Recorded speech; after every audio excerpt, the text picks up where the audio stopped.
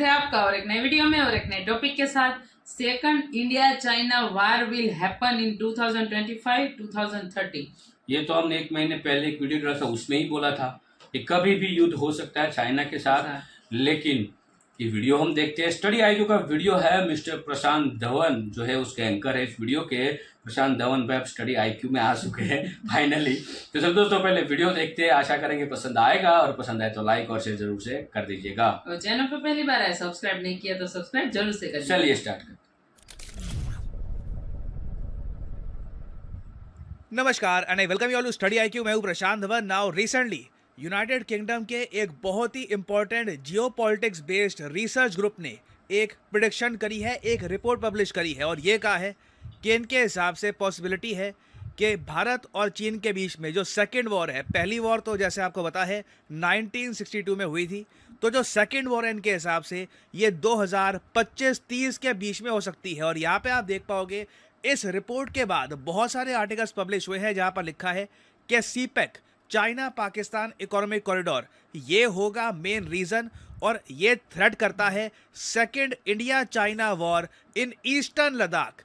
RUSI report ने ये claim किया है कि ये कॉन्फ्लिक्ट 2025-30 में हो सकती है। नाउ RUSI है क्या और इस रिपोर्ट में लिखा क्या है ये जान लेते हैं। नाउ यहाँ पे आप देख पाओगे ये होम पेज है RUSI का। RUSI की फुल फॉर्म है रॉयल यूनाइटेड सर्विस इंस्टीट्यूट। ये दुनिया का सबसे पुराना लीडिंग डिफेंस और सिक्योरिटी थिंक टैंक है। थिंक टैंक का मतलब होता है जहां पर बुद्धिजीवी मिलकर अपने एक्सपीरियंस, अपने सोच से, अपने जो भी उनके पास नॉलेज है उसके बेसिस पर प्रिडिक्शन करते हैं और एनालिसिस करते हैं जियोपॉलिटिकल इवेंट का और इवन डिफेंस रिलेटेड डेवलपमेंट्स का। तो RUSI देखिए बहुत ज़्यादा अच्छी रिपोर्ट्स पब्लिश करता है वेरियस टॉपिक्स पर। मैं टोटल 7 बहुत ही इंपॉर्टेंट थिंक टैंक्स को फॉलो करता हूं अराउंड द वर्ल्ड। कई इंडिया बेस्ड हैं, कुछ US बेस्ड हैं, UK बेस्ड, कुछ ऑफ कोर्स रशिया को भी कवर करते हैं। RUSI एक ऐसा थिंक टैंक है जो मैं कहूँगा कभी क्लिक्स के लिए या फिर सस्ते व्यूज़ के लिए कोई भी रिपोर्ट पब्लिश करता नहीं है। यूजुअली जो भी ये लोग पब्लिश करते हैं उसके पीछे थोड़ा रिसर्च होती है और इसलिए आप देख रहे हैं इसके बेसिस पर कई आर्टिकल्स पब्लिश हुए हैं। नाउ अब हम देखते हैं कि इन्होंने अपनी रिपोर्ट में लिखा क्या है और क्या क्या सोर्सेज दिए हैं अपनी इस प्रेडिक्शन के। यहाँ पर आप देख पाएंगे ये लिखा है कि दुनिया भर में कई वॉर्स हैं, वहाँ पे लोगों का अटेंशन अभी है कि जैसे यूक्रेन रशिया के बीच में क्या होगा, ताइवान क्या सर्वाइव कर पाएगा या नहीं कर पाएगा। नाउ ताइवान का केस अगर मैं आपको बताऊँ ना, मुझे लगता नहीं है जब चाइना अटैक करेगा ताइवान के लिए तो वो एक वॉर होगी। It will be pretty much a struggle, क्योंकि चाइना की मिलिट्री बहुत पावरफुल है और उन्होंने काफ़ी प्रेपरेशन भी कर ली है। रशिया की गलतियां देखकर चाइना ने एक बात ये सीख ली है कि जब ये आक्रमण करेंगे ताइवान पर, ये कोशिश करेंगे कि एक बड़ा अटैक करें। रशिया की तरह इनिशियली छोटा अटैक करके फिर बाद में आर्मी को इकट्ठा करना, वो गलती मुझे लगता नहीं है कि चाइना करने वाला है। इंडिया का केस ऑल टुगेदर डिफरेंट है। इंडिया चाइना के बीच में जो कॉन्फ्लिक्ट होगी it will be a proper war. दोनों कंट्रीज बहुत पावरफुल हैं, बहुत रिसोर्सफुल हैं और दोनों कंट्रीज के लिए बिल्कुल भी आसान नहीं होगा दूसरे को हराना। और यहाँ पे आप देख पाओगे ईस्टर्न लद्दाख, लद्दाख का जो ये वाला पार्ट है, यहाँ पे बेसिकली ये लाइन ऑफ एक्चुअल कंट्रोल का जो रीजन है, यहाँ पर कह रहे हैं मोस्ट प्रोबेबली एक बड़ी कॉन्फ्लिक्ट हो सकती है बिटवीन इंडिया एंड चाइना। ये अरुणाचल प्रदेश को यहाँ पे काउंट नहीं कर रहे, इसके कई रीजंस हैं। वन ऑफ देम बीइंग कि चाइना के लिए देखो आज के समय लद्दाख एनर्जी पर्सपेक्टिव से और ओवरऑल पाकिस्तान की कनेक्टिविटी के पर्सपेक्टिव से बहुत ही ज़्यादा इंपॉर्टेंट है। चाइना इन द फ्यूचर आने वाले कई दशकों में ये चाहेगा कि इंडिया इस रीजन में वीक ही रहे, ताकि इंडिया के माइंड में भी कभी ये ना आए कि POK हम कब्जा सकते हैं। और इस रिपोर्ट में एक बहुत ही इंटरेस्टिंग एनालिसिस ये भी है कि चाइना ईस्टर्न लद्दाख को लेकर बहुत ज़्यादा डरता भी है। जी हाँ, आपने यहाँ पर ठीक सुना।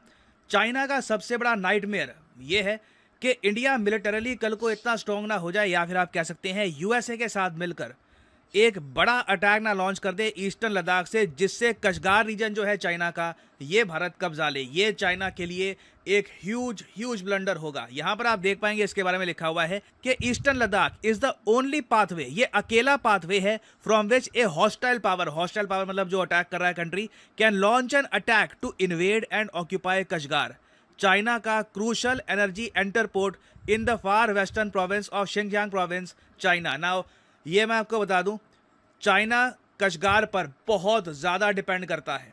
क्योंकि ना सिर्फ कचगार रीजन से सीपेक गुजरता है, चाइना पाकिस्तान इकोनॉमिक कॉरिडोर के बारे में आपको पता ही होगा, जिससे चाइना मलक्का स्ट्रेट पर जो अपनी डिपेंडेंस है कम कर देगा। अभी के लिए चाइना जो ऑयल इंपोर्ट करता है वो अगर मान लीजिए सऊदी अरेबिया से निकलता है तो फिर यहाँ से होकर मलक्का स्ट्रेट से गुजर के पहुँचता है चाइना में।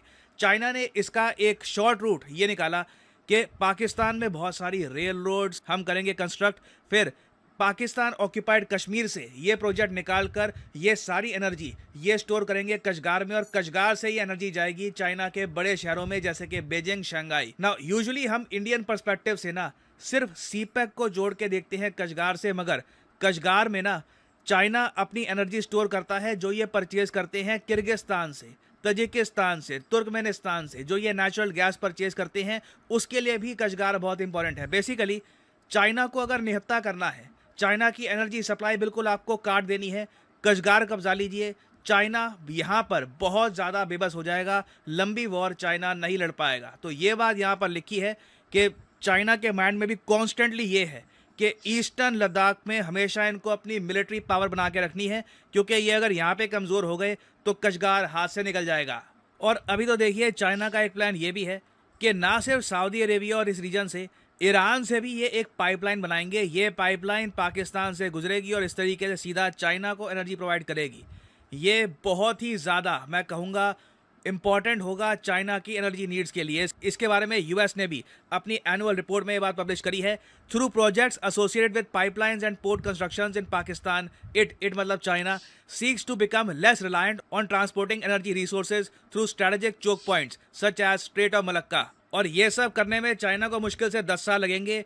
एक बार ये प्रोजेक्ट्स कंप्लीट हो गए तो चाइना बहुत ज़्यादा पावरफुल हो जाएगा। इनकी जो डिपेंडेंस है सी रूट ट्रेड पर ये बहुत ज़्यादा कम हो जाएगी। और चाइना देखिए इंडिया को हमेशा एक थ्रेट मान के चलेगा कचगार रीजन को लेकर, क्योंकि इनको एक बार पता है कि इंडिया पाकिस्तान ऑक्यूपाइड कश्मीर और जो यहाँ पे एक्साइज चेन है दोनों को प्रॉपरली अपना पार्ट मानता है। रिसेंटली मैं देख रहा था जयशंकर साहब ने एक इंटरव्यू के दौरान फिर से ये बात दोहराई थी कि आज भी भारत के हिस्से हैं जो हमारे अंडर नहीं है, किसी ने उन्हें कब्जा रखा है। We in India know better than almost any other country because immediately after our independence we experienced aggression.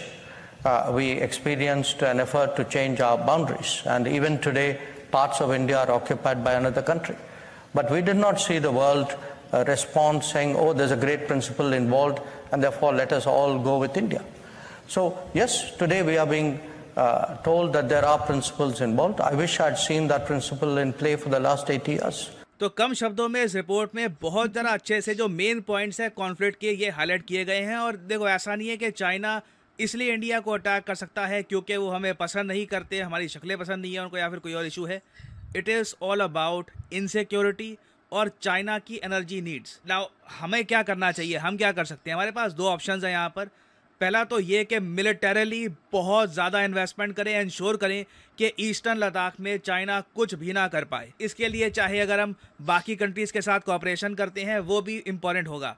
दूसरा देखिए इंडिया के पास एक ऑप्शन ये भी होगा, दोनों कंट्रीज़ के पास ये ऑप्शन है, चाइना के पास भी ऑप्शन है कि ब्रिक्स, एससीओ, अदर प्लेटफॉर्म के ज़रिए जो भी मिसअंडरस्टैंडिंग है एक दूसरे के बीच में ये बिल्कुल इराडिकेट कर दे और एक ट्रस्ट बिल्ड करे कि कल को दोनों एक दूसरे पे अटैक नहीं करेंगे। बट प्रॉब्लम यही है, इन दी एंड चाइना ने हमारा एरिया कब्जा रखा है। अक्साई चीन चाइना को बिलोंग नहीं करता और चाइना हमेशा कचगार को लेकर इनसिक्योर रहेगा। और इसीलिए ऐसी रिपोर्ट्स पब्लिश होती रहेंगी जो प्रिडिक्ट करेगी कि 2025-30 के आसपास जब चाइना बहुत कंप्लीट होगा अपने एनर्जी टारगेट्स पर, ये एक बार को कंप्लीट डोमिनेशन के लिए इस रीजन में ईस्टर्न लद्दाख पे अटैक कर सकते हैं ताकि कचगार हमेशा के लिए सिक्योर रहे। सो थैंक यू दोस्तों वीडियो को यहाँ तक देखने के लिए। और जो हर बार चाइना ट्राई तो करता है कुछ ना कुछ बवंडर करने, लेकिन उसको सबसे बड़ा जो डर है वो है कचगार। ठीक है, आपने डिटेल में अभी तो पता चल गया है कचगार में क्यों प्रॉब्लम क्या है चाइना को, वो हर बार उस चीज़ की वजह से क्यों डरा हुआ है, क्योंकि चाइना की जो भी एनर्जी पावर है वो सारी की सारी वही इलाके में है। ठीक है, और अभी आप एक लेटेस्ट न्यूज़ देखिए, हमने कल वीडियो डाली है, उसकी करीबन हमारे 10,000 आर्मी की जो टुकड़ी है उसको लद्दाख वाले मतलब जो LAC जो एरिया है वहाँ पे रखी गई है।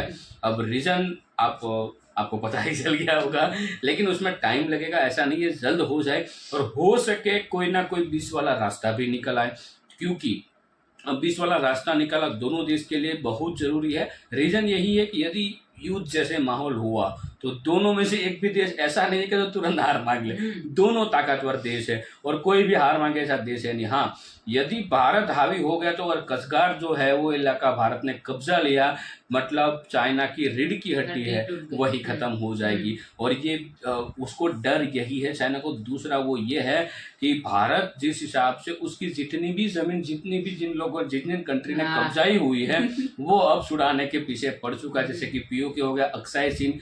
भारत ने भी, चाइना ने भी बहुत बार ट्राई किया है कि भाई हम टेबल टॉक करें और बीच वाला रास्ता कुछ निकाले, लेकिन भारत ने एक ही आंसर दे दिया है, वो दे दिया है अक्साई चीन, और कुछ नहीं। जब तक उस पे ऊपर कोई रिजल्ट नहीं आया तब तक चाइना के साथ और कुछ बात नहीं हो सकती है। जैसे पाकिस्तान के साथ भी अब हो चुका है वैसे ही चाइना के साथ हुआ है। तो ये धीरे धीरे करके सॉल्व होगा, लेकिन तब तक चाइना बैठेगा या नहीं वो नहीं पता। बट मैं आशा करता हूँ कि उसके पहले चाइना का उसके पहले यदि ताइवान के साथ चाइना का युद्ध हो गया तो कहीं ना कहीं चाइना कमजोर हो ही जाएगा।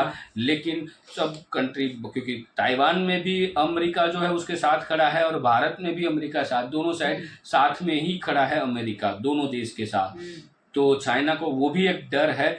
बाकी चाइना की आर्मी भाई बहुत मजबूत आर्मी है, ऐसा मत मान लेना कि इतनी उसी आंखें है वो क्या कर लेंगे। उन लोगों ने बहुत कुछ कर लिया है जो हमने नहीं कई सालों से किया है, उतना सब कुछ कर लिया है वो इतनी सी आंखों वालों ने। वो स्ट्रॉन्ग होती ही जा रही है उसकी आर्मी, बिल्कुल स्ट्रॉन्ग होती जा रही है। और इनका जो प्लान है, और वो लद्दाख को ज्यादातर घेरेंगे। रीजन तो सब लोग जानते हैं कि पहाड़ी इलाका है, वहां पे रहने वाले लोग भी कम है, और पहाड़ी इलाके की वजह से वो बड़ा अटैक कर सकता है चाइना, ये पक्का है। लेकिन जो बड़ा अटैक करेगा तो चाइना का हाल बहुत बुरा होगा, ये मैं भी जानता हूँ।